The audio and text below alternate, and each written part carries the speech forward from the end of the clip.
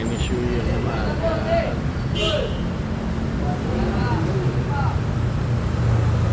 Kapwa ko taxi driver yan.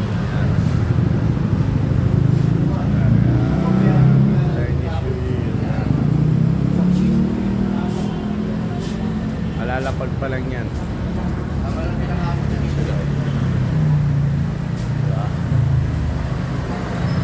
Chinese na naman kami. Doon yan, ganda, no?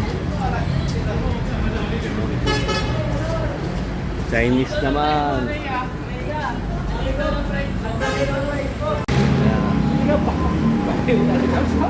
Ganun mo eh, parang kinabahan mo ako eh. Busip ko talaga eh.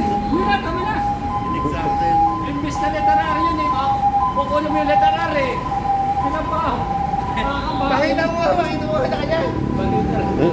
Dapat sinabi lang isang harap. Kasama ang letter R dyan, ganinin mo kasi. Sama na ako. Ganin mo. Ayan o, ayan o. Alaga ikaw. Salamat. Buset. Kinabahan ako. Bastos. Ano ba eh?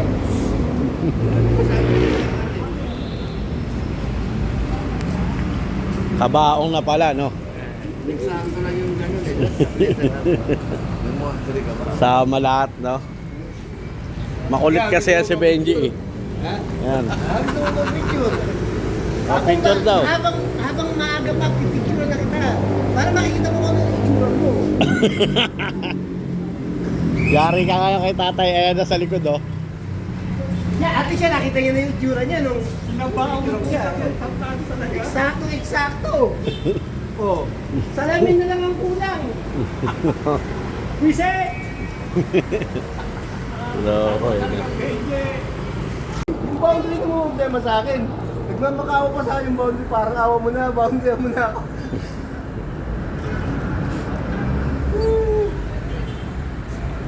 Loko yan si Benji talaga kahit saan. Siyempre eh. Ano pa gagawin mo? Nakaka-stress ka eh.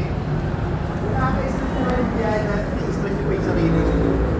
Hindi wala, malabo, no? Kaya mo na mangyayari dyan. Enjoy sa kanya, Lo. Dito may chair ito. Inaarang na naman ito.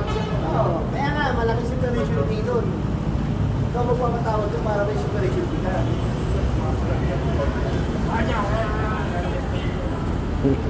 Separation fee. Nakakawa niyo naman yung best friend natin eh. Best friend niya. Pumunta rito. Kaya nga, best friend niya yun. Kumuha ko na rin sa kanya. Natawanan ng bago. Na separation na pala.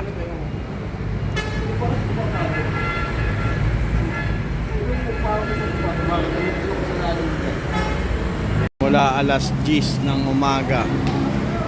Yan. Mas kami ng umaga rito. Yan, yan mga kasama kong driver. Yan, yan. Yan, mga kapwa ko driver yan. Yan. Lami rito. Yan. Alas 2 na haba. Oh. Ang haba ng pila. Grabe. Ano? Walang pas. Dito yan sa may ano. Tris. Ano sa Tris?